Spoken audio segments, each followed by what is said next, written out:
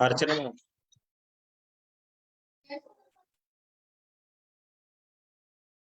अर्चना ma'am हो गया ma'am.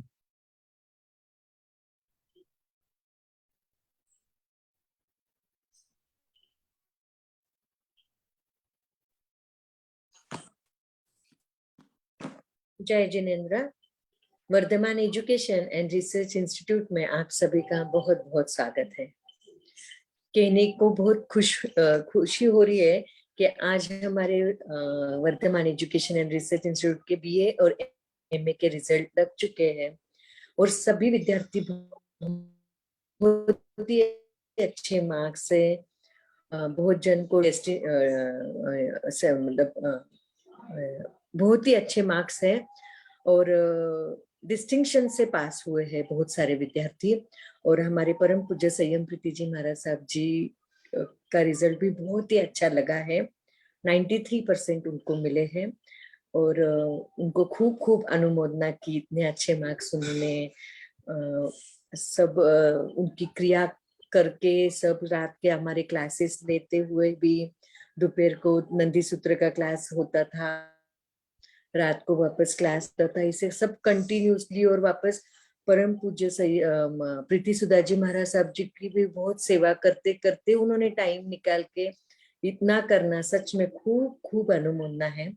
और बाकी सभी विद्यार्थियों को भी बहुत बहुत कॉन्ग्रेचुलेशंस है कि इतने अच्छे मार्क्स आपने पूरा पुरुषार्थ किया, घर का सब संभाल के, कोई जॉब करके, कोई क्या क्या करके सब एग्जाम को पुनः आते थे और एग्जाम दिए और उसके बाद भी इतना अच्छा रिजल्ट लगा। सच में इतनी खुशी हो रही है। और खास करके हमारे विश्वकर्मा यूनिवर्सिटी के भरत सर ने भी सभी को कॉन्ग्रेचुलेशंस दिया है, तो खूब खूब अनुमोदना सभी को। और ऐसे ही हमारे इस साल के एडमिशन भी बहुत ही अच्छे हुए हैं। हमें 25 से भी ज्यादा एमए को स्टूडेंट मिले हैं और 15 स्टूडेंट हमारे बीए को भी हुए हैं। तो इसमें सबसे ज्यादा हमारा ये रात का स्वाध्याय क्लास हमें एडमिशन देता है, तो आप सभी का मैं बहुत बहुत धन्यवाद देना चाहती हूँ। और परम पूज्य संयम प्रीति जी महाराज साहब जी एवं सौ शकुंतला जी चौड़िया, इनको भी बहुत बहुत धन्यवाद देना चाहती हूँ, क्योंकि उनके रात के ये स्वाध्याय क्लास की वजह से ही हमें एडमिशन भी मिलते हैं और कंटिन्यूसली कुछ न कुछ अध्ययन होता है। Vardhman education and research Institute का यही कहना है कि स्टूडेंट कुछ न कुछ अध्ययन करते रहे, कंटिन्यूसली आप कुछ न कुछ अध्ययन करते रहेंगे, क्योंकि इतना ज्यादा हमारा आगम का ज्ञान दिया हुआ है। तो हम रेगुलर ही अध्ययन करेंगे तो ही हमारा कुछ 1/4 सीख पाएंगे हम हमारे पूरे इसमें। तो इसलिए सभी को बहुत बहुत मैं धन्यवाद देना चाहती हूँ और सभी विद्यार्थियों को बहुत बहुत अनुमोदना। ऐसे ही Vardhaman education and research institute में हम सभी जन सीख रहे हैं तत्वार्थ सूत्र और आज हमारा 91वां क्लास है। तो परम पूज्य प्रीति सुधा जी महाराज साहब की सुशिष्या स्वाध्याय प्रेमी पूज्य श्री संयम प्रीति जी महाराज साहब जी एवं सौ शकुंतला जी चौड़िया, इनका मैं बहुत बहुत स्वागत करती हूँ। और संयम प्रीति जी महाराज साहब जी एक साथ मथेन वंदामी, भावपूर्वक मथेन वंदामी, श्रद्धा पूर्वक मथेन वंदामी। बोलिए शांतिनाथ भगवान की जय, आचार्य भगवंत की जय। नमो अरिहंताणम, नमो सिद्धाणम, नमो आयर्याणम, नमो वज्रायाणम, नमो लोये सव साहूणम। एसो पंचन मुक्कारो सव पावपनासनो, मंगलाणं च सर्वेसिं परमं हवै मंगलम्, परमं हवै मंगलम्। देवेंद्र स्वामी महाराज आपकी आज्ञा, भगवान आपकी आज्ञा, गुरु गुरु जी महाराज आपकी आज्ञा। तत्वार्थ सूत्र का अध्ययन करने की आज्ञा, तत्वार्थ सूत्र का अर्थ करने की आज्ञा चाहते हैं।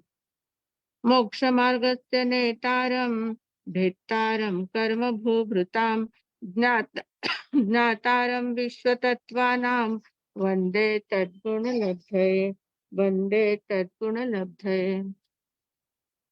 परम आदरणीय, परम वंदनीय, परम पूजनीय 24 तीर्थंकर भगवान, पंच परमेश्वरी भगवान तथा ज्ञानी, ध्यानी, त्यागी, तपस्वी समस्त ऊर्जा महापुरुषों के चरणों में भावपूर्वक वंदन। आराध्य गुरुदेव पूज्य श्री आचार्य भगवान तपसी जी महाराज साहब, पूज्य श्री माता जी महाराज साहब आदि समस्त ऊर्जा महापुरुषों के चरणों में भावपूर्वक वंदन। संस्कार भारती वाणी भूषण पूज्य श्री बेन महाराज साहब, प्रीति सुधा जी महाराज साहब, पूज्य श्री अरुण प्रभा जी महाराज साहब के चरणों में भावपूर्वक वंदन। यहाँ उपस्थित सभी धर्म प्रेमी, श्रद्धावान, जिज्ञासु भाइयों तथा सुशील बहनों, हम लोग तत्वार्थ सूत्र के बारे में चर्चा कर रहे हैं। पांचवा सूत्र जो है, पांचवा जो अध्याय है हमारा, उसमें अजू तत्व का वर्णन चल रहा है। अजू तत्व में हमने कल देखे थे कि 6 प्रकार के जो द्रव्य है, द्रव्य में जो 4 द्रव्य है, अजू के जो 4 द्रव्य है वे अजू काया कहलाते हैं। अजीव काया धर्माधर्माकाश पुद्गलाहा, यानी धर्मास्तिकाय, अधर्मास्तिकाय, आकाशास्तिकाय, पुद्गलास्तिकाय, ये काय के रूप में अजू तत्व कहा गया है। और फिर उसमें ही जीवास्तिकाय भी आ जाता है। फिर वो सारी बातें हमने देखी थी कि वे कैसे नित्य होते हैं, अवस्थित होते हैं, अरूपी होते हैं, फिर पुद्गल द्रव्य रूपी होता है।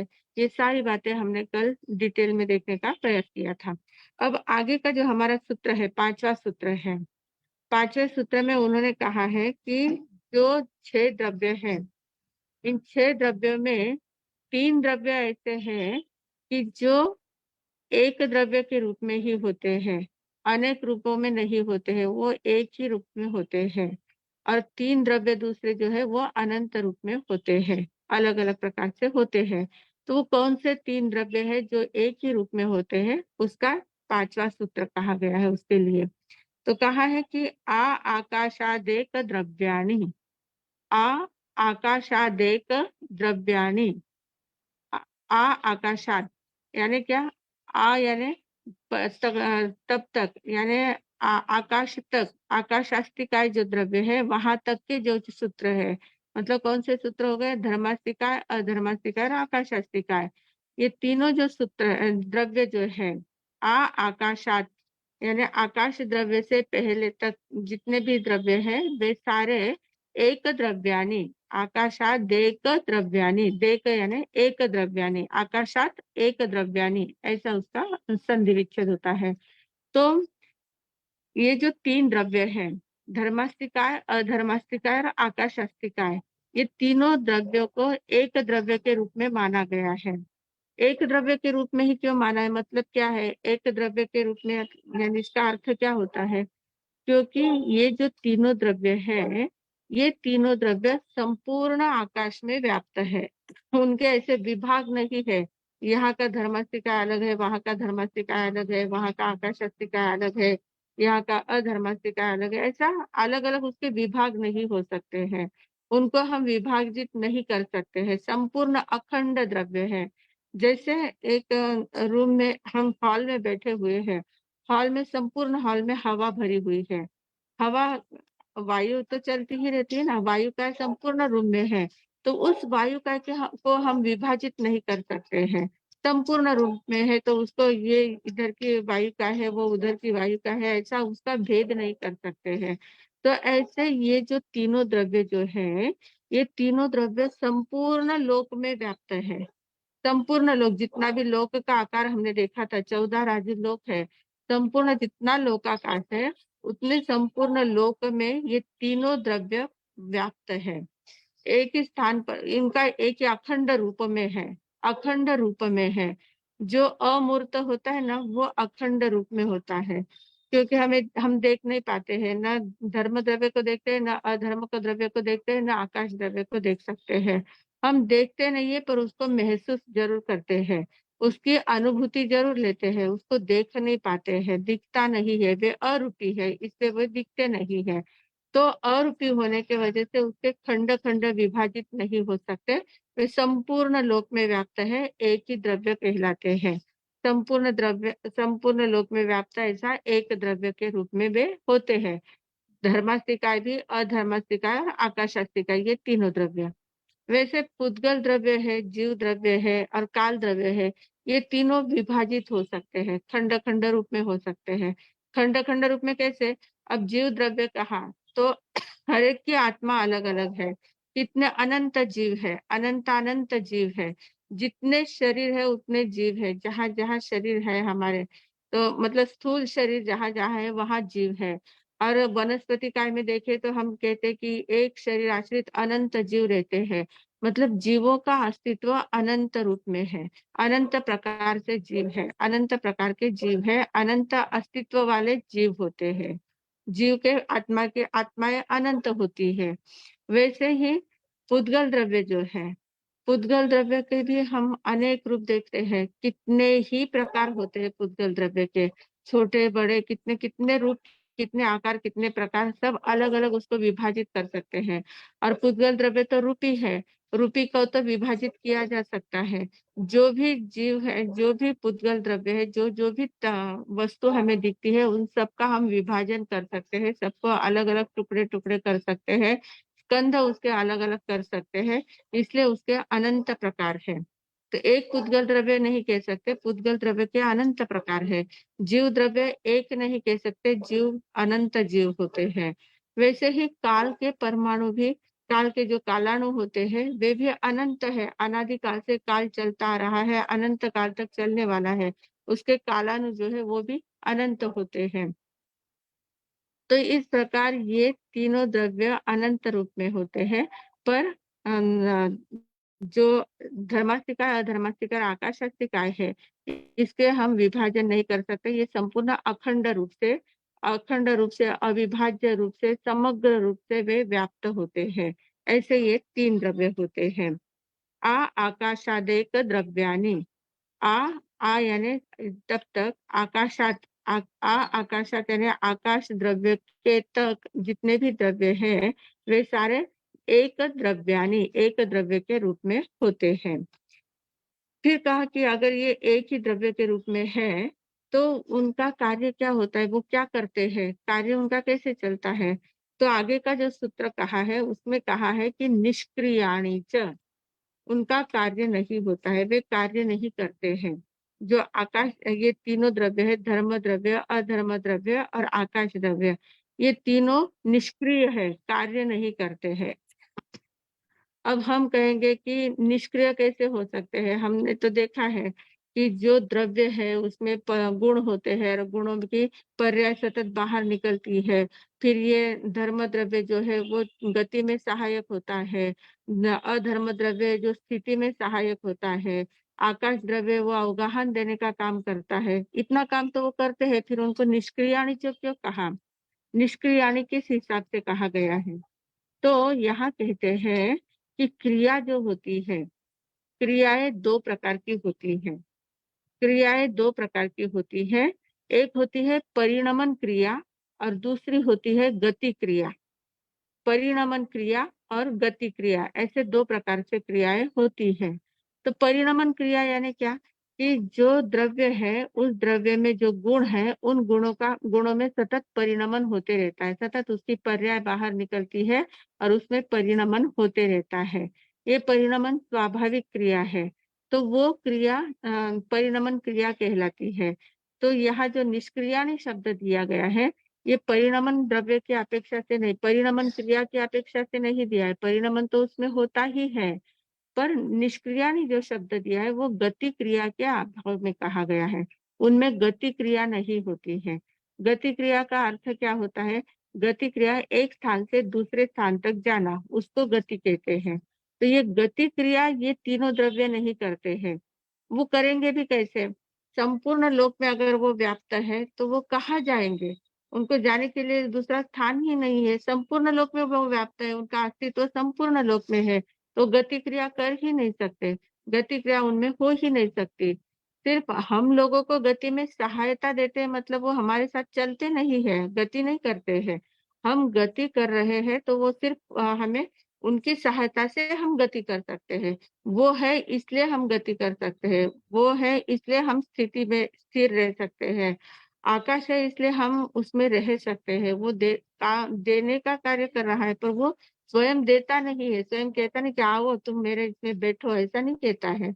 हम उसका उपयोग लेते हैं, हम उसके गति का उपयोग लेते हैं, स्थिति का उपयोग लेते हैं। जीव और पुद्गल जो दोनों द्रव्य है, ये दोनों द्रव्य सभी तीनों द्रव्यों से उसका उपयोग लेते हैं, उसको करने के लिए कुछ नहीं है, वो क्रिया कुछ भी नहीं करते हैं। अब ये जो परिणमन क्रिया है और गति क्रिया है, इसको अगर उदाहरण के रूप में अगर देखना है हमें, तो उदाहरण के तौर पर हम देख सकते हैं कि हमारे हृदय में दिल होता है, दिल हमारा धड़कता रहता है, दिल में धड़कन होती है, हृदय में पंपिंग होती रहती है, सतत धड़कन होती रहती है। पर दिल वही के वही धड़कता है, वो कहीं जाता-आता नहीं है, उसका स्पंदन चालू है, स्पंदन परिस्पंदन हो रहा है, पर वो कहीं जाता-आता नहीं, शरीर में वो कहीं घूमता नहीं है, वहीं पर एक ही स्थान पर रहता है। उस स्थान से वो सब कार्य करता रहता है, परिस्पंदन उसका होता रहता है। तो ये जो जीव का परिस्पंदन होता है, दिल का जो परिस्पंदन होता है, हृदय का जो परिस्पंदन होता है, फुसफुस का जो परिस्पंदन होता है, ये परिस्पंदन परिणमन क्रिया कहलाती है। और इसके अलावा दूसरी गति क्रिया कौन-सी होती है? हमारे शरीर में खून तैयार होता है और खून जो होता है वो संपूर्ण शरीर में घूमता रहता है, सभी धमनियों में, सभी नसों में, सभी सभी चारों ओर वो पूरे शरीर में चक्कर लगाते रहता है। खून अशुद्ध खून आता है, शुद्ध होके वापस बाहर निकलता है, उसकी पूरी फैक्ट्री हमारे शरीर के अंदर चल रही है। तो वो खून की जो गति है उसको गति क्रिया कहा जाता है। खून का जो चलना होता है एक स्थान से दूसरे स्थान पर जाता है, सर से लेकर मस्तिष्क से लेकर पैर तक वो पूरा चक्कर लगाते रहता है। तो ये उसकी चक्कर लगाने की जो क्रिया है इसको गति क्रिया कहते हैं। और दिल जो वही के वही धड़कता है उसको परिणमन क्रिया कहते हैं। तो यहाँ जो निष्क्रियाणि शब्द कहा गया है, तो निष्क्रियाणि का अर्थ क्या होता है कि जो उसी स्थान पर धड़कन दिल के धड़कन के समान जो होता है, वही के वही उसका परिणमन होते रहता है। उसमें से पर्याय निकलती है, वापस विलीन होती है, वापस दूसरी पर्याय निकलती है। ये परिणमन होने की क्रिया जो स्वाभाविक क्रिया होती है, जो द्रव्य में होती ही रहती है। तो ये द्रव्य की स्वाभाविक क्रिया तो हो रही है, पर वो स्वयं गति नहीं करता है कहीं, गति क्रिया उनमें नहीं होती है। इसलिए कहा है कि निष्क्रियाणि च, वो निष्क्रिय होते हैं। जो तीनों द्रव्य है वे कैसे हैं? निष्क्रिय है। वो कहीं पर भी जाते नहीं, आते नहीं है, कुछ भी करते नहीं है, जहाँ है वहीं पर स्थिर है। अपने-अपने अस्तित्व में वे स्थिर हैं, करते कुछ नहीं। उनका उपयोग जो भी लेना चाहे वो ले सकता है, नहीं लेना है तो नहीं लेते हैं। वो अपने कुछ भी कहते नहीं है कि तुम हमारा उपयोग लो। पानी मछली को नहीं कहता है कि तुम हमारे अंदर प्रवास करो, इधर से इधर जाओ, ऐसा पानी कहता नहीं है। पर अगर मछली जाना चाहे तो पानी उसको सहायता देता है, मतलब सहकार्य करता है। तो ये पानी का काम उसके साथ चलने का नहीं है। वो अपना पानी अपने-अपने स्थान पर स्थिर है। पानी तालाब में वगैरह है तो स्थिर है, वो प्रवाहित नहीं है तो वो स्थिर है। और प्रवाह भी होता है तो उसकी स्वाभाविक क्रिया है। पानी की क्रिया कैसी है? वो भी स्वाभाविक क्रिया है। पर पानी में मछली का दृष्टांत जो दिया जाता है, पानी और मछली का संबंध कैसा होता है? पानी है तो मछली चलेगी, पानी नहीं है तो मछली चल नहीं पाती है। तो इस दृष्टि से धर्मास्तिकाय है तो हम क्रिया कर सकते हैं। धर्मास्तिकाय नहीं है तो हम क्रिया नहीं कर पाएँगे।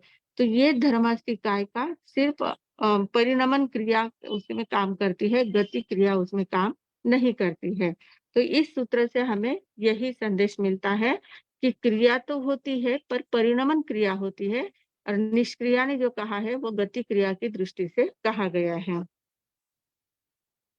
फिर आगे कहा है कि ये जो द्रव्य होते हैं, 6 द्रव्य जो है, इन 6 द्रव्यों का अस्तित्व कितना मतलब उनका विस्तार कितना है, उनके अंदर क्या है, कितने प्रदेश है, कितना क्या है, उसका विस्तार किस प्रकार से होता है, वो उसका मतलब जैसे जीव द्रव्य है, तो हम क्या कहते हैं कि जीव असंख्यात प्रदेशी है। तो ये प्रदेश क्या होता है? प्रदेश कैसे फिर धर्मास्तिकाय में कितने प्रदेश होते हैं, अधर्मास्तिकाय में कितने प्रदेश होते हैं, आकाशास्तिकाय में कितने प्रदेश होते हैं, ये सारे प्रदेशों की चर्चा अब आगे के सूत्र में कही जाती है। मतलब उसका अस्तित्व जो है, धर्मास्तिकाय, अधर्मास्तिकाय और आकाशास्तिकाय ये 6 द्रव्य जो है, उनका अस्तित्व जो है वो कितने प्रदेशों से युक्त होते हैं। उनका अस्तित्व कैसा है, उनका विस्तार कितना बड़ा है और उनका आकार प्रकार उसमें क्या-क्या होता है। तो ये सारी बातें यहाँ पर बता रहे हैं आगे वाले सूत्र में। 7 नंबर का जो सूत्र है, उसमें क्या कहा है? असंख्येयाः प्रदेशा धर्माधर्मयोः असंख्यात प्रदेश, असंख्येयाः प्रदेशाः, असंख्यात प्रदेशी, धर्मास्तिकाय और अधर्मास्तिकाय, धर्माधर्मयोः, धर्म और अधर्मयोः, ये दोनों जो द्रव्य है ये कैसे है? असंख्यात प्रदेशी है। असंख्यात प्रदेशी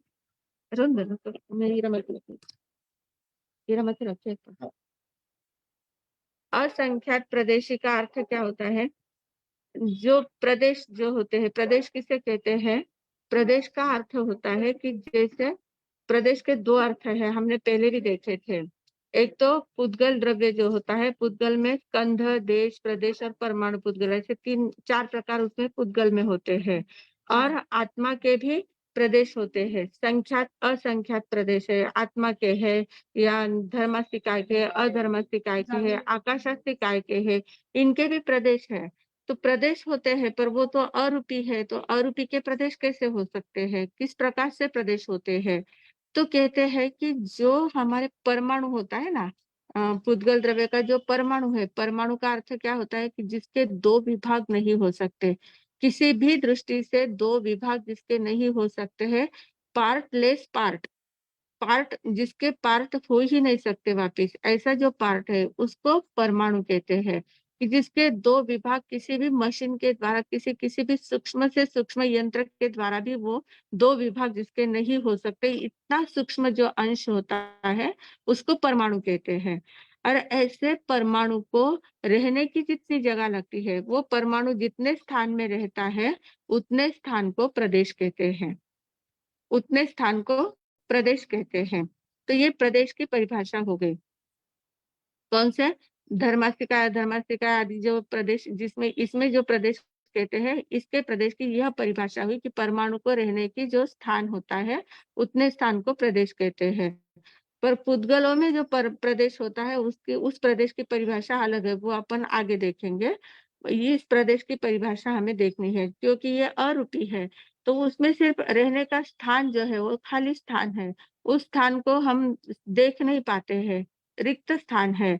पर वो प्रदेश यानी एक स्थान में एक परमाणु रहे, उतने स्थान को एक प्रदेश कहते हैं। और ये जो प्रदेश होते हैं, ये षटकोण आकार के होते हैं। इनका आकार कैसा है? जैसे पानी के बुदबुदे होते हैं ना, पानी का बुदबुदा होता है, उसमें कुछ नहीं होता है, सिर्फ आकार रहता है, बाकी कुछ नहीं रहता है। तो वैसे ये आकार इसका षटकोण होता है, क्योंकि परमाणु जो होता है, परमाणु का आकार षटकोण होता है। तो षटकोण आकार के परमाणु होते हैं, तो इसलिए वो प्रदेश भी षटकोण के आकार के होते हैं, 6 कोण होते हैं उसमें। तो षटकोण आकार के प्रदेश होते हैं, और ये प्रदेश ऐसे होते हैं कि ये एक दूसरे को ऐसे चिपके हुए होते हैं। जैसे मधुमक्खी का छत्ता होता है ना, मधुमक्खी के छत्ते में ऐसे षटकोण आकार के विभाग किए हुए होते हैं, वे उनके घर होते हैं। एक-एक घर में एक-एक मधुमक्खी रहती है। तो वो जो मधुमक्खी का छत्ता है, वो सारे जो घर है उनके षटकोण आकार के एक-दूसरे को जॉइंट हुए होते हैं, और पूरा छत्ता तैयार हो जाता है। तो उसी प्रकार जैसे मधुमक्खी का छत्ता तो वो दिखता है, हमें रूपी है इसलिए दिखता है, पर ठीक उसी प्रकार से ये अरूपी में सिर्फ आकार है, सिर्फ खाली जगह है, बाकी कुछ नहीं है। तो ऐसे ये प्रदेश होते हैं, और ये प्रदेश कैसे होते हैं, कितने होते हैं? असंख्येय प्रदेशाः, असंख्येयाः प्रदेशा, असंख्यात प्रदेश होते हैं। किसमें होते हैं? धर्मास्तिकाय में और अधर्मास्तिकाय में, धर्माधर्मयोः, धर्मास्तिकाय और अधर्मास्तिकाय में असंख्यात प्रदेश होते हैं। ऐसा इस सूत्र में कहा गया है। असंख्यात प्रदेशी धर्मास्तिकाय भी होता है, असंख्यात प्रदेशी अधर्मास्तिकाय भी होता है। फिर आगे कहा कि आगे का सूत्र कहा कि जीवस्य च, जीवस्य च यानी क्या? जीव के भी, च यानी भी, तो उसके साथ ही संदर्भ लेना है। असंख्येयाः प्रदेशाः धर्माधर्मयोः, धर्मास्तिका और अधर्मास्तिका के असंख्यात प्रदेश होते हैं, और तुरंत आगे कहा कि जीवस्य च, जीव के भी असंख्यात प्रदेशी होते हैं, जीव भी असंख्यात प्रदेशी होता है। एक जीव की अपेक्षा, एक आत्मा की अपेक्षा असंख्यात प्रदेशी, मतलब एक आत्मा में असंख्यात प्रदेश होते हैं। ऐसे कितनी अनंत आत्माएं हैं, तो अनंत प्रदेशी भी वो हो सकते हैं, अनंत प्रदेशी कह सकते हैं। पर एक आत्मा की दृष्टि से अगर देखा तो जीव कितना है? असंख्यात प्रदेशी है। आयधन में एक आत्मा के दृष्टि से असंख्यात प्रदेशी जीव होता है। तो अब प्रश्न उपस्थित होता है कि अगर धर्मास्तिकाय, अधर्मास्तिकाय, जीवास्तिकाय, इन तीनों में अगर असंख्यात प्रदेश है तो तीनों को एक ही सूत्र में लेना चाहिए था, अलग सूत्र क्यों दिया? धर्म असंख्याः प्रदेशाः धर्मा धर्मयोः ऐसा कहा और फिर आगे कहा कि जीवस्य च, यानी 2 सूत्र दिए, अलग-अलग सूत्र दिए। तो ऐसे अलग-अलग सूत्र देने का उनका तात्पर्य क्या है? तो कहते हैं कि धर्मास्तिका अधर्मास्तिका असंख्यात प्रदेशी तो है ही, और वो कैसे है? एक द्रव्य के रूप में है, संपूर्ण लोक में व्याप्त है। संपूर्ण लोक में वे व्याप्त है। अगर उनके साथ ही जीव की भी परिभाषा कर देते, जीव में भी असंख्यात प्रदेश तो है, पर जीव संपूर्ण लोक में व्याप्त नहीं है। जीव कैसा होता है? एक शरीर के प्रमाण होता है। जीव में संकोच और विस्तार की शक्ति होती है। जीव के प्रदेश जो होते हैं वे संकुचित भी हो सकते हैं और विस्तारित भी हो सकते हैं। जैसा उसको शरीर मिलता है उसमें वे असंख्यात प्रदेश पूरे सेट हो जाते हैं। जैसे चींटी के आकार का शरीर मिला है, चींटी का शरीर मिला है तो चींटी के शरीर में असंख्यात प्रदेश बराबर एक में एक मिलके उतने आकार में वे सेट हो जाते हैं। और अगर हाथी का शरीर मिला है तो हाथी का इतना विशाल शरीर है, उतने विशाल शरीर में वे असंख्यात प्रदेश समा जाते हैं, बराबर वहां पर वो सेट हो जाते हैं। तो इस प्रकार जीव में संकुच और आकुंचन और प्रसारण होना, ये शक्ति जीव में है। तो वो शक्ति होने के वजह से भले ही वो असंख्यात प्रदेशी है, पर धर्म और अधर्म द्रव्य के समान असंख्यात प्रदेशी नहीं है। धर्म और अधर्म के जो असंख्यात प्रदेश है वो संपूर्ण लोक में व्याप्त है और उसमें संकोच विस्तार कुछ नहीं होता है। उनके प्रदेश अलग नहीं किए जा सकते या संकोच विस्तार कुछ नहीं होता है उसमें। इसलिए उन दोनों को अलग कहा और जीव को अलग कहा गया है। तो ये जीव की विशेषता है। सूक्ष्म जीव शरीर में भी अगर जीव रहता है, जहाँ भी रहता है, अपने असंख्यात प्रदेशों को वो उसमें संकुचित कर लेता है और उतने शरीर प्रमाण में वो बना लेता है। और अगर कोई तीर्थंकर परमात्मा है या केवल ज्ञानी कोई व्यक्ति है, केवल ज्ञानी अगर अंतिम समय में जब केवली समुद्घात करते हैं, तो केवली समुद्घात करते समय अपने शरीर में से असंख्यात प्रदेश जो होते हैं, उन असंख्यात प्रदेशों को संपूर्ण लोक में व्याप्त कर देते हैं, संपूर्ण लोक में फैला देते हैं और फैलाने के बाद वापिस संकुच करके अपने शरीर के प्रमाण में वो आ जाते हैं। ऐसी शक्ति जीव के पास ही है। इसलिए जीव को जीवस्य च यह सूत्र उन्होंने अलग दिया है, क्योंकि उसकी विशेषता वो उनको बतानी थी कि धर्म और अधर्म के समान जीव नहीं है, उनमें भी असंख्यात प्रदेश है, इतनी ही बात समान है, पर बाकी बहुत सारी विशेषता जीव तत्व में होती है। तो इसलिए वो अलग सूत्र दिया है। फिर आगे कहा, अब धर्मास्ति काय का हो गया, अधर्मास्ति काय का हो गया, जीवास्ति काय का हो गया। फिर आकाशास्ति काय में कितने द्रव्य प्रदेश होते हैं? तो कहा कि आकाशस्यानंताः, आकाशास्ति काय जो है उसमें अनंत प्रदेश होते हैं। आकाशस्यानंताः, आकाशास्ति काय के प्रदेश अनंत होते हैं। अब आकाशास्ति काय में अनंत प्रदेश कैसे होते हैं? आकाशास्तिकाय जो है, आकाश के 2 विभाग है, एक लोकाकाश है और एक अलोकाकाश है। आकाश के 2 विभाग है, एक लोकाकाश, लोकाकाश यानी क्या? जो हमारा परस्परोपग्रह जीवा नाम का जो चित्र है, लोक का जो आकार है 14 राजू प्रमाण जो लोक का आकार है, उस लोक के आकार में रहने वाला जो आकाश है वो लोकाकाश कहलाता है और उसके बाहर का जो आकाश है वो अलोकाकाश कहलाता है। तो लोक तो बहुत छोटा है, अलोक के आकाश दृष्टि से लोक बहुत छोटा है। जैसे एक बहुत बड़ा विस्तार वाली जगह है, बाहर बहुत बड़ा ग्राउंड है और उस ग्राउंड में एक छोटा सा ऐसा वो आकाश कंदील वगैरह ऐसा कुछ लगाते हैं। अगर एक छोटा-सा एक कुछ ऐसा लगा दिया, तो वो कितना छोटा रहेगा, कितना छोटा-सा लगेगा, इतने पूरे विस्तार में वो कितना छोटा दिखेगा। तो वैसे संपूर्ण आलोक में लोक उतना छोटा-सा है। हमारी दृष्टि से बहुत बड़ा है, इतना विस्तार है, 14 राजू लोक का विस्तार है यानी बहुत बड़ा है। पर आलोक की दृष्टि से लोक बहुत छोटा है। तो इसलिए लोकाकाश में तो असंख्यात प्रदेश ही होते हैं। पर अलोकाकाश में अनंत प्रदेश होते हैं, क्योंकि अलोकाकाश अनंत गुना बड़ा है। लोकाकाश की अपेक्षा अलोकाकाश जो है वो अनंत गुना बड़ा है। तो अनंत गुना बड़ा होने के कारण से उसके प्रदेश कितने हो जाते हैं? अनंत अनंत प्रदेश हो जाते हैं। बहुत ज्यादा प्रदेश उसमें होते हैं, जिसकी गिनती हो ही नहीं सकती, जिसका पार नहीं लगाया जा सकता, उसको अलोकाकाश कहा जाता है। तो ये उस दृष्टि से कहा गया है कि आकाशस्यानंताः, आकाश में अनंत प्रदेशी आकाश होता है, पर वो अलोक की दृष्टि से अनंत प्रदेशी होता है। वास्तव में लोकाकाश के जितने प्रदेश है वे असंख्यात प्रदेश होते हैं। अब मैंने अभी कहा कि आकाश के दो विभाग है, लोकाकाश और अलोकाकाश। वो हमें समझने के लिए विभाग है। वास्तव में आकाश के विभाग नहीं होते हैं। जो आलोक में आकाश है वही लोक में, लोक और आलोक का आकाश ऐसा विभाजित नहीं हुआ है। लोक की सिर्फ जो परिसीमा होती है, लोक की परिसीमा जो की गई है वो धर्मास्तिकाय और अधर्मास्तिकाय के कारण की गई है। धर्मास्तिकाय अधर्मास्तिकाय जहां तक है वहां तक के आकार को लोक कहा गया है, और उसके आगे का आलोक है। तो लोक और आलोक में आकाश एक ही है। जैसे हमारे हॉल में और बाहर में आकाश अलग नहीं है, आकाश का ही मतलब आकाश का ही एक विभाग हॉल में है। इसलिए हम कहेंगे कि हॉल का आकाश अलग है और बाहर का आकाश अलग है, ऐसा नहीं है। एक ही है, उसी का विभाग, उसी में हमने एक दीवार लगा दी इसलिए अंदर का अलग हो गया, बाहर का अलग हो गया, पर आकाश तो एक ही है, आकाश में विभाग नहीं हो सकता है। क्योंकि हमने पहले ही देखा था, आकाशादेक द्रव्यानि, आकाश एक ही द्रव्य है। आकाश के दो द्रव्य नहीं है, दो विभाग नहीं होते हैं।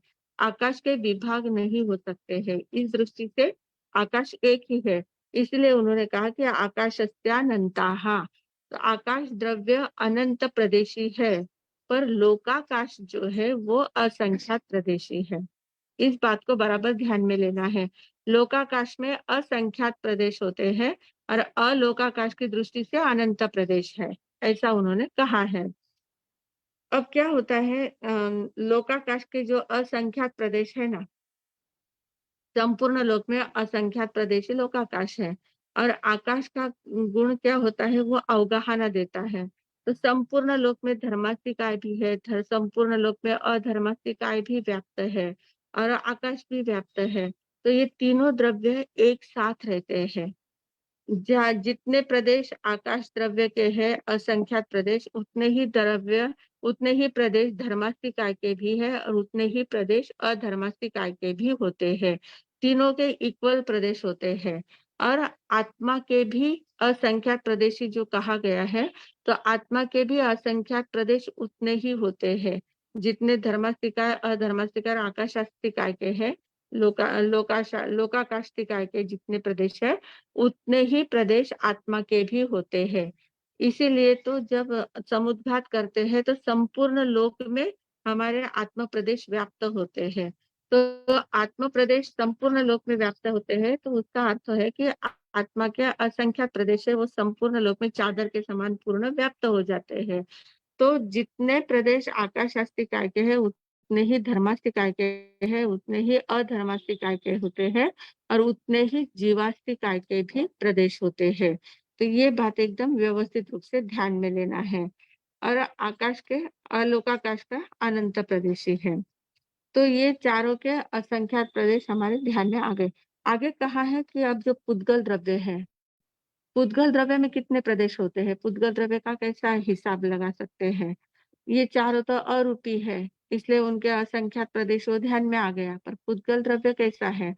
तो पुद्गल द्रव्य के लिए कहा है कि संख्यया संख्ययाश्च पुद्गलानाम, 10वां सूत्र है, संख्यया संख्ययाश्च पुद्गलानाम।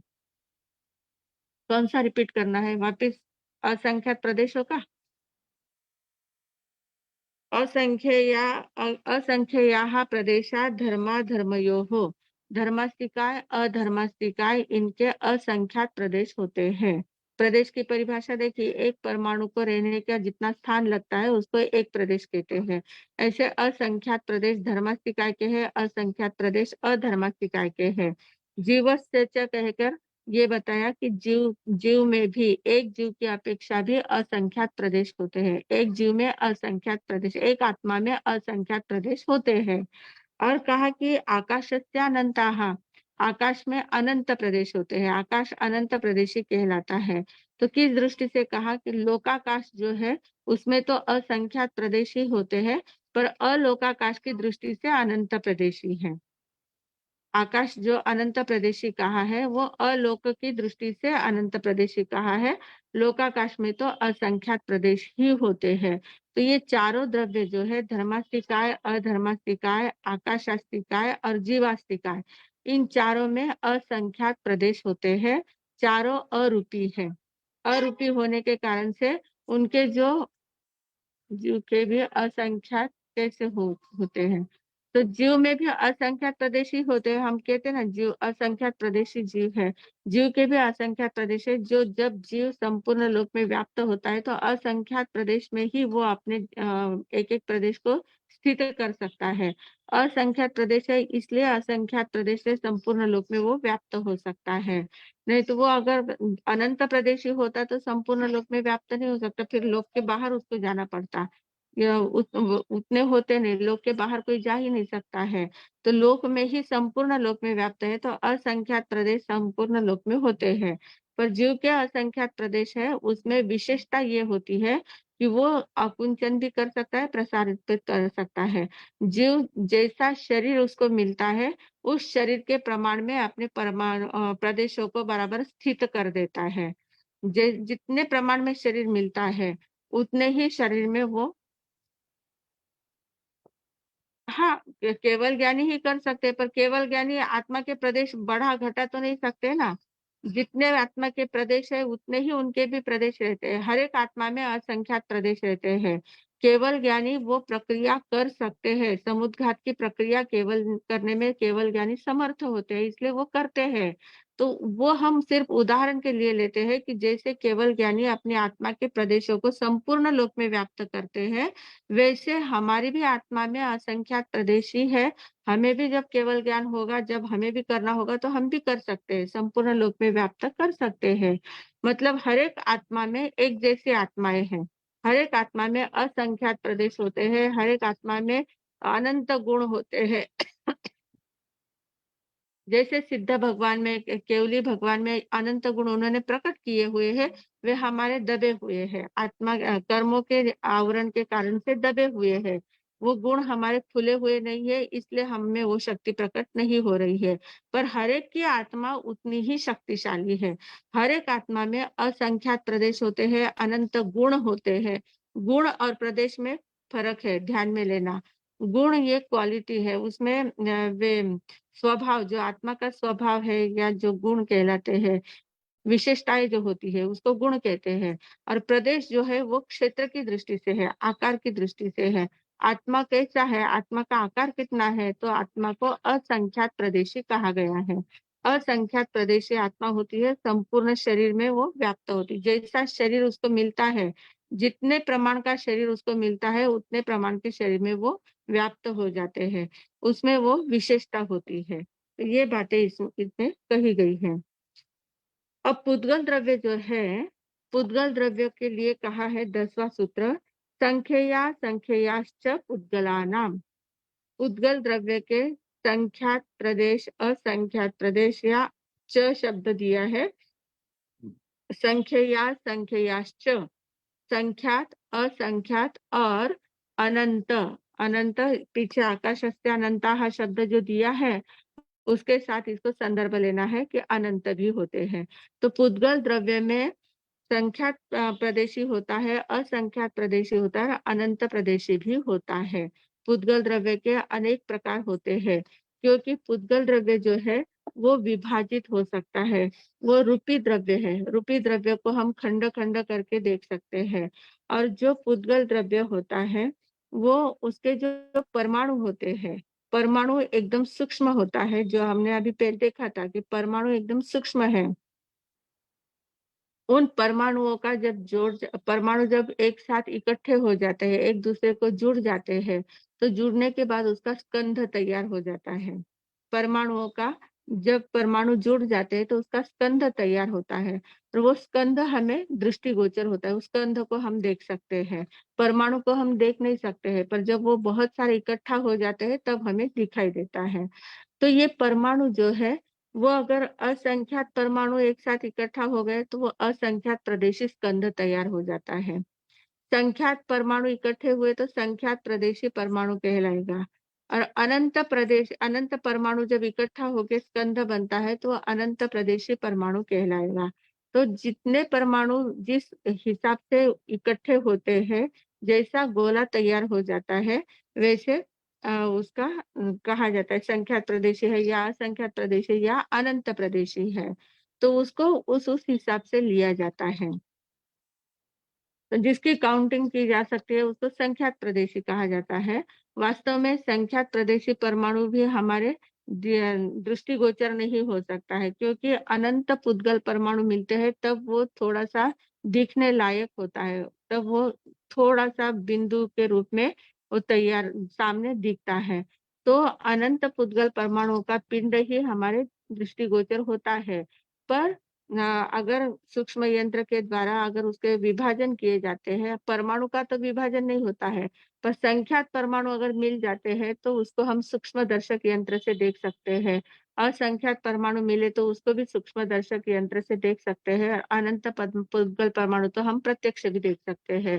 तो ऐसे परमाणु के विभाग होते हैं। परमाणु पुद्गल किसे कहते हैं? जिसमें पूरण, गलन आदि गुण हैं। पूरण मतलब बड़ा होना। पूरण यानी उसमें एक साथ मिलकर वो जब बड़ा हो जाता है तो उसको पूरण कहते हैं। और गलन यानी जो गलता जाता है, जो कम-कम होता जाता है। मतलब जिसमें हानि और वृद्धि हो सकती है। पुद्गल परमाणुओं की हानि और वृद्धि हो सकती है, उसको पुद्गल कहते हैं। वो पुद्गल होता है। और इनके परमाणु से लेकर महास्कंध तक अनेक प्रकार की विचित्र-विचित्र अवस्थाएँ इसकी होती है। बहुत सारे प्रकार इसके होते हैं, अनंत प्रकार होते हैं पुद्गल के। क्योंकि जितना जो-जो भी हमें दिखता है वो सारा पुद्गल का ही खेल है। जो दिखता है वो सारा जो-जो यत् दृष्टम तत् सब सब पुद्गल अस्ति। वो सारा पुद्गल ही है। जो-जो हमें दिखता है वो सारा पुद्गल ही है। उद्गल द्रव्य ही होता है, वो ही एक ही द्रव्य रूपी होता है, इसलिए वो हमें दिखता है। और फिर कहा कि पुद्गल अगर असंख्यात प्रदेशी है, तो संख्यात, असंख्यात और अनंत प्रदेशी पुद्गल को कहा गया है। पर इसमें आगे क्या कहा है? नाणोः 11वां सूत्र दिया है नाणोः। नाणोः का अर्थ क्या है? न अणुः, न अणु। अणु मतलब जो परमाणु है, छोटा-सा परमाणु जो होता है पुद्गल का, उसमें कोई प्रदेश नहीं होते हैं, न संख्यात प्रदेश होते हैं, न असंख्यात प्रदेश होते हैं, न अनंत प्रदेश होते हैं। न अणुः, अणु अणु मात्र जो होता है, एकदम सूक्ष्म परमाणु जो होता है, वो अप्रदेशी कहलाता है। अप्रादेशिक क्यों कहलाता है? क्योंकि वो एक ही परमाणु है, उसमें प्रदेश रहने का कोई स्थान ही नहीं है। एक ही प्रदेश होता है, एक ही परमाणु होता है, एक परमाणु को रहने के स्थान को ही एक प्रदेश कहते हैं। तो एक प्रदेशी परमाणु है, उसका उसके विभाजन उसका हो ही नहीं सकता, इसलिए उसमें कोई प्रदेश समा ही नहीं सकते, इसलिए वो अप्रादेशिक कहा जाता है। अब पुद्गल के जो प्रदेश है, हमने कहा था स्कंध, देश, प्रदेश और परमाणु पुद्गल 4 अवस्था पुद्गल की होती है। तो स्कंध तो ध्यान में आ गया कि बड़ा जो पुद्गल का एक रूप तैयार हो जाता है, उसको स्कंध कहते हैं। पूरा स्कंध तैयार हो जाता है। जैसे ये पेन है, तो ये पेन यानी पूरा स्कंध हो गया। ये पूरा परमाणुओं का स्कंध तैयार हो गया। अब इस पेन को हमने इतना विभाग छोटा-सा अलग निकाल दिया। छोटा जो काला दिख रहा है उसको अलग निकाल दिया, तो वो क्या हो जाएगा? देश हो जाएगा। देश यानी छोटा स्कंध, उस पूरे स्कंध का छोटा-सा भाग उसको देश कहते हैं, वो देश हो जाएगा। फिर प्रदेश क्या है? प्रदेश यानी ये पूरा परमाणुओं का जोड़ है ना, ये पूरा पेन जो है, पूरे परमाणुओं का जोड़ है। तो परमाणु इसके अंदर चिपके हुए हैं। चिपका हुआ परमाणु जो होता है उसको प्रदेश कहते हैं। उद्गलों में जो चिपका हुआ परमाणु है उसको प्रदेश कहते हैं और जो परमाणु बाहर निकल जाता है, इसमें से परमाणु बाहर अगर निकल गया है तो उसको परमाणु कहा जाता है। मतलब इसको अगर लड्डू के हिसाब से देखें, लड्डू को आपका जल्दी ध्यान में आ जाएगा। एक लड्डू होता है बड़ा, लड्डू यानी स्कंध हो गया, उसका एक बाइट हमने निकाल लिया, एक छोटा-सा टुकड़ा उसका हमने बाजू में निकाल लिया, तो वो हो गया देश, वो उसका देश हो गया।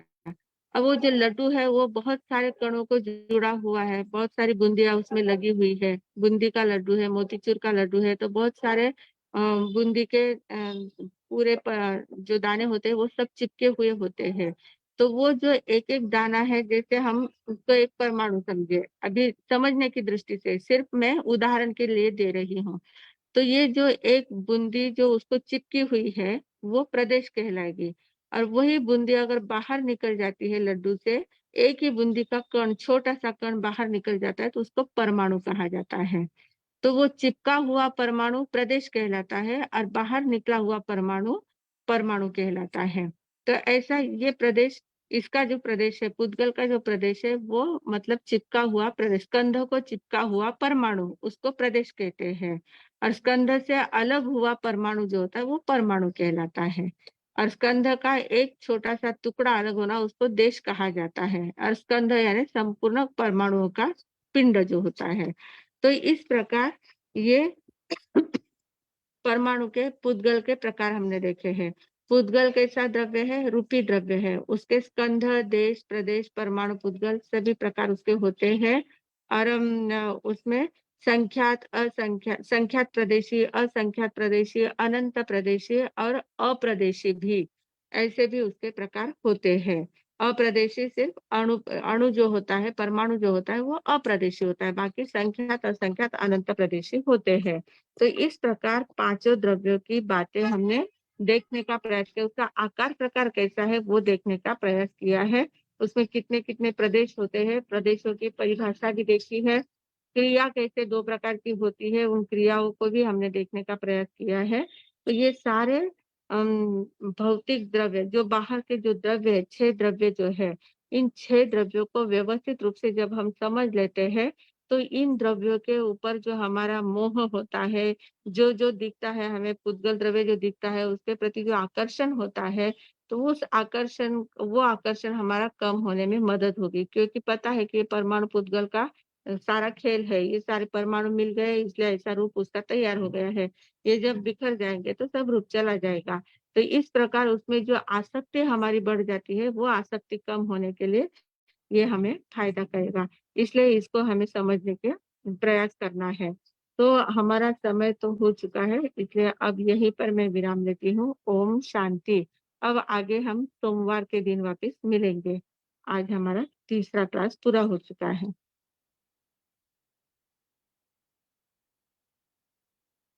शकुताई है? हाँ, हाँ, मध्यान्ह हाँ। आवाज आ रही है मेरे? हाँ, हाँ, आवाज़ आ रही, फ़ोटो नहीं दिख रहा है। वीडियो ऑन कर सभी हाँ। जिज्ञासु को भावपूर्वक नमस्कार। आ रही ना आवाज? हाँ, हाँ। हाँ, हम 6 द्रव्य के बारे में देखते हैं। 6 द्रव्य कहते हैं हमारे, क्योंकि 6 द्रव्य से पूरा लोक भरा हुआ है। यह जानकारी हम सभी को है कि जैसे धर्मस्तिकाय, अधर्मस्तिकाय, आकाशस्तिकाय, काल, पुद्गलस्तिकाय और जीव। इसमें से ये भी जानकारी है कि इसमें से 5 अरूपी है और 1 रूपी, 5 अरूपी है और 1 रूपी है। 4 काय है और बाकी के कैसे हैं? काल और पुद्गल, काल और जीव का ये बताया है। अभी ये सारी बातें मालूम थी कि धर्मस्तिकाय गति देने में सहायक है, अधर्मस्तिकाय स्थिर करने में सहायक है, आकाशस्तिकाय अवगाहन करने के लिए सहायक है, पुद्गलस्तिकाय तो अनेक पुद्गलों का पिंड है, उससे सारी वस्तुएं बनती है, जो कुछ है सारा पुद्गल, ये सारे अजीव है। अजीव, इसमें से 5 अजीव और 1 जीव है। इतनी सारी जानकारी थी, लेकिन आज पता चला कि उसमें बताया है कि जो धर्मस्तिकाय, अधर्मस्तिकाय और आकाशस्तिकाय, यानी 6 द्रव्य में से 3 कैसे एक द्रव्य के रूप में ही माना गया है। और वो कैसे है, अखंड रूप में है, अरूपी है लेकिन अखंड है। और वो निष्क्रिय पता है कि उसमें क्रिया नहीं है। और आज तक तो हमको तो ऐसे लगता था उनके कारण से सारी क्रिया हो रही है, लेकिन जो उनमें दो प्रकार बताया है कि परिणमन क्रिया, परिणमन करने की क्रिया, और दूसरी गति क्रिया। तो परिणमन क्रिया यह स्वाभाविक है कि वो अपने आप हो रही है, उसके लिए उनको कोई प्रयास करना नहीं, उनका अस्तित्व है, लेकिन वो कोई गतिशील नहीं है, क्योंकि पूरे लोक में व्याप्त होने के कारण उनको कोई गति करने के लिए जगह ही नहीं है। तो पूरे सिर्फ क्या करते हैं, पर उनके जो पर्याय निकलती है उसमें परिणमन होता है। तो वो परिणमन क्रिया वाले हैं। और गति क्रिया वाले कौन से, इसमें क्या बताया है कि जो तीन है, कि एक है जो द्रव्य उनमें से जो परिणमन होता है, पर्याय निकलती है, इसलिए वो स्वाभाविक गुण है, इसलिए वो परिणमन क्रिया करते हैं, लेकिन गति क्रिया नहीं कर सकते। और ये एक ऐसा है कि बाकी के जो है, काल है, पुद्गल है और जीव है, ये तीन गतिशील है। तो गति कैसे करते हैं, अभी जैसे काल का तो हमें मालूम है कि भूत भविष्य वर्तमान, काल का कालन हर समय क्या होता है, उसका परिवर्तन तो होते रहता है। पुद्गल भी कैसे है, अनेक पुद्गलों का पिंड होता है, और उससे परिणाम कैसा होता है। और जीव का भी बताया आज, बहुत सुंदर है कि हृदय में दिल धड़कता है, वो क्या करता है, वहां पर परिस्पंदन करता है, वो कहीं पूरे शरीर में नहीं जाता है। तो जो परिस्पंदन वही क्या हो गया, परिणमन। लेकिन खून कैसा होता है कि सर से लेकर पूरे पैर तक वो क्या होता है, गति करता रहता है ना, घूमता ही रहता है। अशुद्ध का शुद्ध होता है, शुद्ध होने के बाद हर जगह वो ये करता रहता, परिणमन करता रहता है। तो ये जो तीन है, अभी पुद्गल अस्थिकाय का भी बताया, पुद्गल भी कैसे होते हैं, छोटे बड़े परमाणु, उनका सड़ना, पूर्ण होना यानी हानि वृद्धि, पूर्ण होना, गलन होना, ये उनमें गुण है। तो उसके कारण उनमें भी क्या होता है, परिवर्तन होता ही रहता है। और जीव का भी कैसा है कि जीव कभी कोई छोटे है कोई बड़े है, कि चींटी और हाथी का उदाहरण हमारे सबने दिया। और हर एक की आत्मा अलग अलग होती है, हर एक जीव की आत्मा अलग अलग होती है। तो इसलिए उसको क्या कहा है असंख्यात प्रदेशी है। धर्मस्थिका है, अधर्मस्थिका है, आकाशस्थिका है और जीवास्थिका, ये सारी कैसे बताए हैं, ये बताए हैं, असंख्यात प्रदेशी बताए हैं। लेकिन आकुंचन और प्रसारण करना, यह किसमें गुण है, सिर्फ जीव में है। क्योंकि अभी बताया कि चींटी की जितनी आत्मा होती है उतने वहां पर आत्मा प्रदेश, उतना ही आत्मा प्रदेश रहते हैं। हाथी का जितना विस्तार से शरीर है उतना ही आत्मा प्रदेश उसके पास रहते हैं। तो आकुंचन प्रसारण करने का गुण किसमें होता है, जीव में होता है।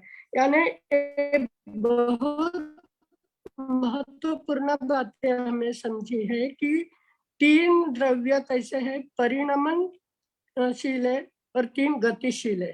तो गतिशील कैसे है, तो अभी हमने देखा है कि जीव, पुद्गल और काल कैसा परिवर्तन उसमें होते रहता है। तो और ये क्या है कि अभी परमाणु और पुद्गल, प्रदेश की बात हमने देखी है कि जिसके दो विभाग नहीं होते उसको सूक्ष्म परमाणु कहते हैं। और उस परमाणु को रहने के लिए जितनी जगह लगती है उसको क्या कहते हैं, प्रदेश कहते हैं। अभी धर्मस्थिकाय, अधर्मस्थिकाय, आकाशस्थिकाय सारे असंख्यात प्रदेशी है। जीव भी कैसा है, असंख्यात प्रदेशी बताए है। लेकिन आकाशस्थिकाय के लिए कहा है कि आकाश के दो भेद बताए। क्यों बताए कि जहाँ पर आकाश का तो पूरा लोक में व्याप्त है, लेकिन जहाँ पर मनुष्य, जो हमारा ये जो मनुष्य का जो रूप बताया है उसमें मनुष्य के आकार का जो हम लोग देखते हैं, उस लोक के अपेक्षा से कि वहां पर धर्म, अधर्म और आकाश है। तो लोक के अंदर अभी आकाश में, आकाश अनंत प्रदेशी बहुत बड़ा विस्तार है, और उसमें एक छिका लटके हुए जितना लोक है। तो इस लोक में जितना रहते उस दृष्टि से आकाश तो एक ही है, बाहर गए तो अनंत है, और उसमें सीमित हुआ तो लोक के बराबर है। तो उसको लोकाकाश और अलोकाकाश कहा जाता है। तो इस आज हमने जो 6 द्रव्यों की काफी जानकारी, बहुत सारे लोग स्वाध्याय दिए, सभी को बहुत जानकारी है, लेकिन इतनी इस तत्वार्थ सूत्र के माध्यम से इतनी छोटी छोटी बातें आज हमें समझ में आई कि हमें निष्क्रिय है ये तो पहली बार ही हमने सुना, और सुनने के बाद उसका जब हमारे सबने विश्लेषण किया तब पता चला कि किस दृष्टि से कि एक स्वाभाविक गुण होता है और एक कैसा है गतिशील कैसा होता है, इसकी जानकारी हमें हुई।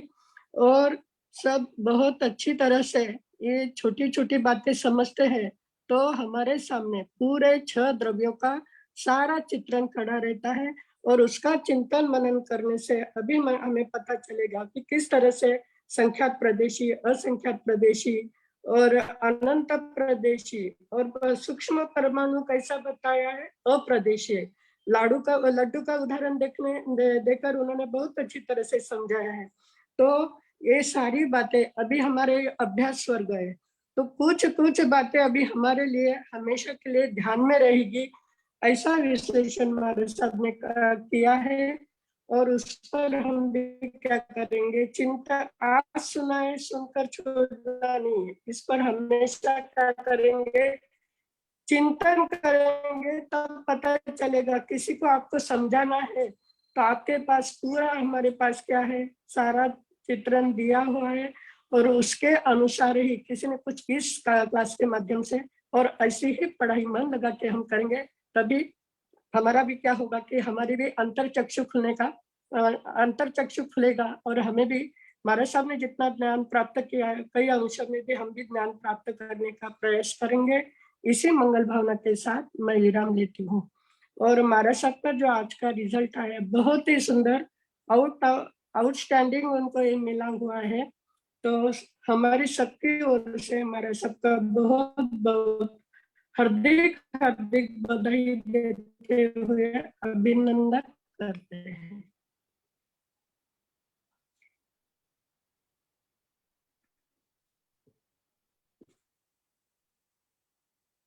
हाँ जी, आगे कौन है?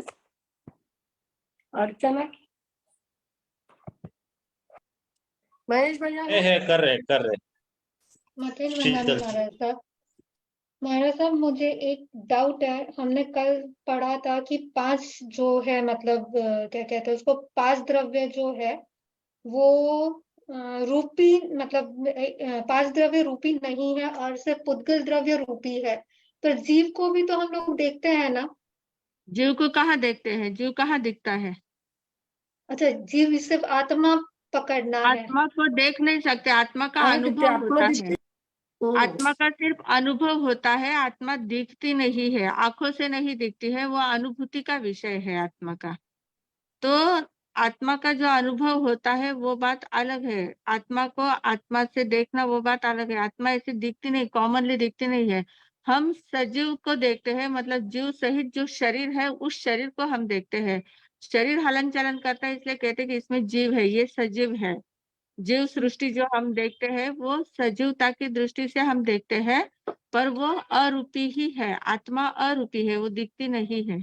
अगर दिखती तो फिर कोई भी आत्मा को निकाल के बता सकता था ना कि कैसे आत्मा होती है।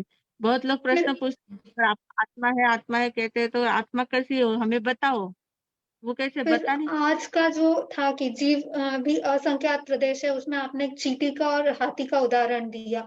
अब चींटी छोटी है दिखने के लिए, like you can see it, right?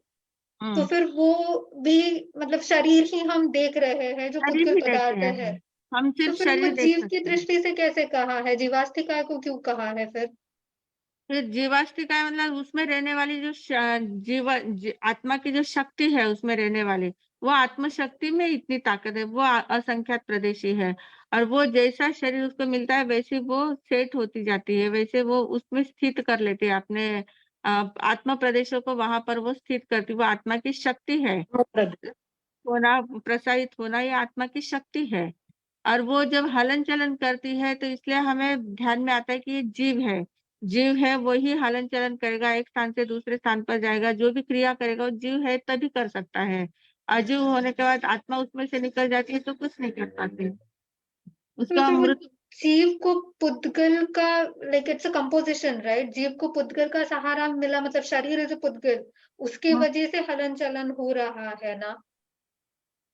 पुद्गल हलन चलन कब कर रहा है? जीव उसके अंदर है, जीव की चैतन्य शक्ति जो है उस शक्ति के कारण से माध्यम से वो पुद्गल हलन चलन कर रहा है। मतलब जीव और पुद्गल ये अनादिकाल से दोनों साथ में है। आत्मा और आत्मा भी पुद्गल ही है, सब कर्म भी पुद्गल है, कर्म दोनों का मिलान साथ में हुआ है। और जीव जब तक उसकी चेतना बाहर में जाती है, स्वयं को नहीं देखती है, उसकी चेतना जो उसमें पर्या निकलती है वो बाहर में परिभ्रमण करती है, तब तक वो बाहर के बातों में ही बाहर की ओर आकर्षित होती है, उसमें वो हलन चलन सारा मतलब क्या बोलते हैं ये इंस्ट्रूमेंट जैसे पुद्गल का उपयोग करती है। जैसे इलेक्ट्रिसिटी है, हमारी इलेक्ट्रिसिटी होती है, उसके हम पावर घर में लाते हैं और उसके उस इलेक्ट्रिसिटी के हिसाब से हम पंखा चला सकते हैं, लाइट लगाते हैं, फैन लगाते हैं, जो भी एसी, जो भी कूलर जो लगाना है वो लगा सकते हैं। तो ये सारे इंस्ट्रूमेंट जो है वो संचालित किससे होते हैं? उस पावर से संचालित होते हैं। वो पावर हमें दिखती नहीं है, पर उसमें वो शक्ति है कि वो उसको संचालित कर सकती है। तो ऐसे सिर्फ शरीर को संचालित करती है, पर वो एक पावर अंदर बैठी हुई है, वो पावर उसको संचालित कर रही है। तो जिसको हम 10 प्राण बोलते हैं, श्रोत्रेंद्रिय बल प्राण, चक्षुरेंद्रिय बल प्राण। ये प्राण क्या है? ये इलेक्ट्रिसिटी को वहां तक पहुंचाने वाली वायर है, मतलब कनेक्शन है। वो कनेक्शन जितना पावरफुल होगा उतना वो संचालित होता जाता है। ऐसा वो सारा हिसाब होता अभी है। आपने कहा कि केवली भगवान जो है समुद्घात के वक्त अपना शरीर जो है संपूर्ण लोक में व्याप्त करते हैं। फॉर एग्जाम्पल अगर पशु प्राणी को भी शरीर नहीं व्याप्त करते, आत्मा का, हाँ, आत्मा प्रदेश पूरे व्याप्त होते हैं।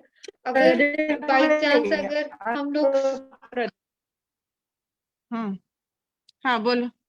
अगर बाई चांस हमने मतलब जीव के असंख्यात प्रदेश है, उसमें अगर हमने सोचा कि अगर प्राणी, फॉर एग्जाम्पल प्राणी भी वो समय में अगर उन नहीं, पर मनुष्य ही केवल ज्ञान पा सकता है, प्राणी नहीं पा सकता है। तो this is out of question. Thank you, समझ में आ गया। मत इन बंदा में सुख साता एंड कंग्रेचुलेशंस। हाँ जी, धन्यवाद। Thank you. बहुत अच्छा लगा, आप मुंहपत्ती बांध के बैठे हो क्लास में। हाँ, मैंने सोचा क्योंकि अभी 1 घंटा तो वैसे भी बैठते तो सामायिक का भी फल मिलेगा, सारी चीजें भी होगी, तो कंटिन्यूअसली ट्राई कर रही हूँ। प्रीति सुधा जी महाराज साहब के टाइम से मतलब वो ऐड होते गया, उस निमित्त से हो गया। So I am happy. Thank you, धन्यवाद।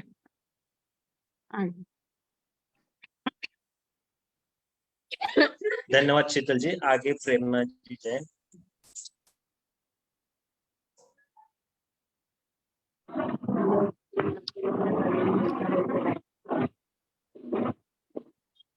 क्लास करने वाले सभी सामयिक लेकर बैठे तो बहुत बढ़िया होगा।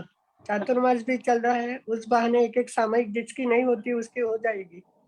और प्रेरणा जी, आपने तो मुंहपत्ती लगानी ही चाहिए। हाँ जी, आवाज आ रही? हाँ। आज आप नहीं दिख रहे मेरे को, सुख साता मरसा। क्यों नहीं दिख रहे? पता नहीं, आप नहीं दिख रहे हो। हाँ, पूछो। कांग्रेचुलेशंस मरसा। हाँ, बधाई हो। हाँ। हाँ, मैं दिख रही हूँ आपको? हाँ हाँ, दिख रही। वर्षा संख्यात समझ में आता है, अनंत भी समझ में आता है, मेरे को असंख्यात समझ नहीं आता। असंख्यात यानी जिसकी काउंटिंग नहीं कर सकते हम, होते हैं वो असंख्यात ही होते हैं। जो अनंत भी नहीं, जिसका अंत नहीं है, ऐसा अनंत भी नहीं है। अंत तो है पर जिसकी काउंटिंग नहीं कर सकते उसको असंख्यात कहते हैं। अगर इंग्लिश में कहे तो उसको इनडेफिनिट, अपने अपनी जीवों, अपने मतलब जीव की अपेक्षा से वो अलग अलग हुआ। इंग्लिश में हर एक शब्द नहीं होते। हमारे जो जितने शब्द संपदा हमारे जितने संस्कृत में प्राकृत में है उतनी अंग्रेजी में नहीं है। वो एक शब्द का ही ऐसे अलग अनेक अर्थ निकाल लेते हैं। नहीं, जैसे अभी अपन उदाहरण में देखे ना, चींटी और हाथी का। अनकाउंटिंग जो होता है, अनकाउंटिंग, काउंटिंग, अनकाउंटिंग एंड इन प्रकार से हम कर सकते हैं। इन्फिनिट। इन्फिनिट। हाँ हाँ हाँ। और पता है वो असंख्यात में मतलब मैं सोचती हूँ कि हर जीव की अपेक्षा से वो अलग अलग असंख्यात होता होगा ना। हर जीव की अपेक्षा से अलग अलग होता होगा असंख्यात, हाँ, है ना? वही हुआ ना, या फिर हर ये एक नहीं बोल सकते? जीव के असंख्यात होते हैं, हर एक जीव के असंख्यात प्रदेश होते हैं। हाँ, हर एक मतलब किसी का कुछ, किसी का कुछ, किसी का कुछ, यही हुआ ना? हाँ जी। हाँ हाँ, ठीक ठीक, अब समझ में आ गया। हाँ, कुछ साता में था मथेन बना दया पाल। धन्यवाद प्रेरणा जी। आगे मंगल जी, अंतिम प्रश्न।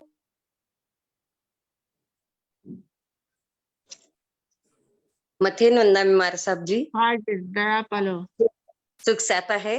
हाँ जी, आता है। हाँ, मुझे वो समझ में नहीं आया, लोकाकाश अलोक और लोक में लोकाकाश क्या कुछ बताया, वो समझ में नहीं आया मार साहब जी। जो हमारा लोकाकाश है ना, हाँ लोकाकाश का जो आकार है, उस जी लोकाकाश के बाहर सारा आलोक है, वहाँ सिर्फ आकाश ही, बाकी कुछ नहीं है।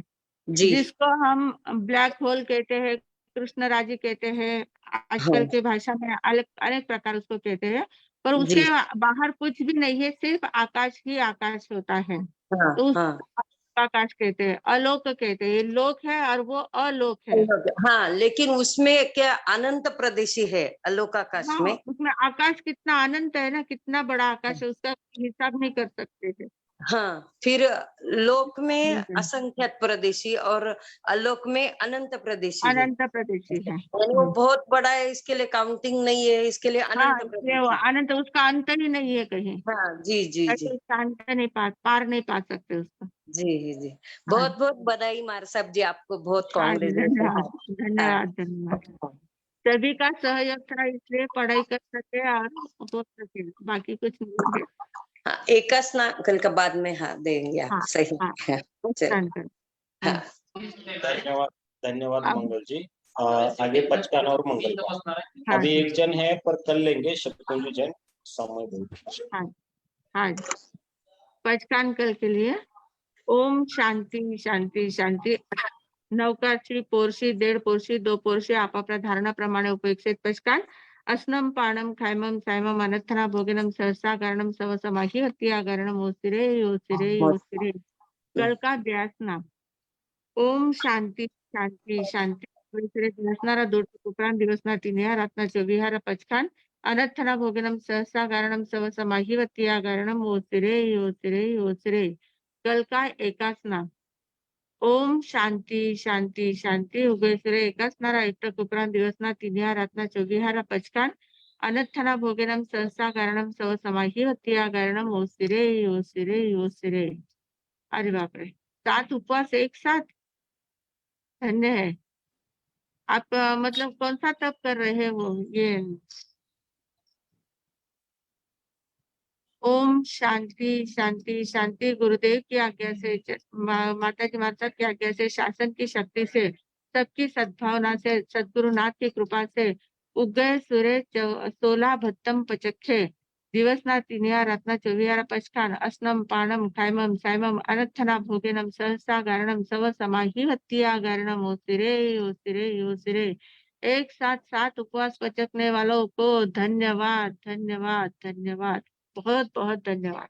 आज मंगल पाठ ओम शांति शांति शांति। गुरुदेव की आज्ञा से चत्तारी मंगलम अरिहंता मंगलम सिद्धा मंगलम साहु मंगलम केवली पंडितो धम्म मंगलम। चत्तारी लघुत्तमा अरिहंता लघुत्तमा सिद्धा लघुत्तमा साहु लघुत्तमा केवली पंडितो धम्मो लघुत्तमो। चत्तारी शरणम पवज्जामि अरिहंते शरणम पवज्जामि सिद्धे शरणम पवज्जामि साहु शरणम पवज्जामि केवली पंडितम धम्मम शरणम पवज्जामि। 4 मंगल 4 उत्तम 4 शरणा दुख हरणा सुख करना वरण शरणा कोई जो भवि प्राणी आदरे तो अक्षय अमर पद होय। बोले भगवान महावीर स्वामी की जय। आचार्य भगवंत की जय। पूज्य श्री माता जी महाराज साहब की जय। वाणी भूषण पूज्य श्री प्रीति सुधा जी महाराज साहब की जय। पूज्य श्री अरुण प्रभा जी महाराज साहब की जय। तपस्या करने वालों को धन्यवाद। शायद सिद्धि तप कर रहे हो क्या? एक साथ 7 उपवास पचकने वालों को धन्यवाद। चातुर्मास में तपस्या करके साधना करने वालों को बहुत बहुत धन्यवाद। परम पूज्य संयम प्रीति किसके जी है महाराज सातु? साहब जी को शकुन जैन घाटकोपर वाले हैं। अच्छा। परम पूज्य संयम प्रीति जी महाराज साहब जी को बहुत बहुत धन्यवाद। आभार आभार आभार। अब हम मिलेंगे सोमवार को बराबर रात को 8:30 बजे। और सभी को बहुत बहुत सॉरी कि हम 2 दिन 100 लोगों को ही अपने जूम लिंक पे ले सके। कुछ रिचार्ज का प्रॉब्लम आ रहा था, पर अभी वो सॉल्व हो चुका है। तो सभी को बहुत बहुत धन्यवाद। शुभ रात्रि। हाँ।